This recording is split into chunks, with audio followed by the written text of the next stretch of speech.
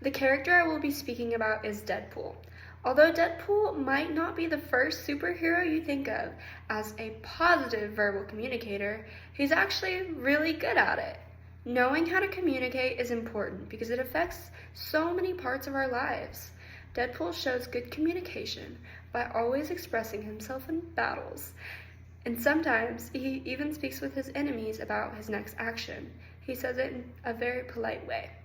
Outside of fighting, he builds relationships easily. For example, in his early life, he lived with an older woman and treated her like a friend, even though she, at some times, would often scream at him and suffered from blindness. He also became close with all people around him by just being positive and funny. His sense of humor makes people laugh, which helps him connect to more people. This is how verbal connection brings people together. Deadpool also communicates well during action. In the comics, he often uses hand signals and facial expressions to show other heroes what he's planning. He also thinks about who he is speaking with.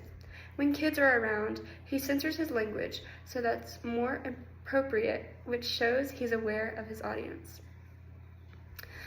Finally, Deadpool is good at handling conflict. He quickly looks at situations to figure out what's happening. He asks questions to stay more involved, and he speaks up even when he's facing enemies. This matches what researchers have called the effective communication skills, which is being clear, listening actively, and adjusting for your audience. This is cited from the Journal of Oncology Practice in 2007. In conclusion, Deadpool shows many examples of verbal communication, like listening, expressing himself, and adjusting well with others. With all of these skills, he actually is a very good communicator, and he can even be a positive influence towards others.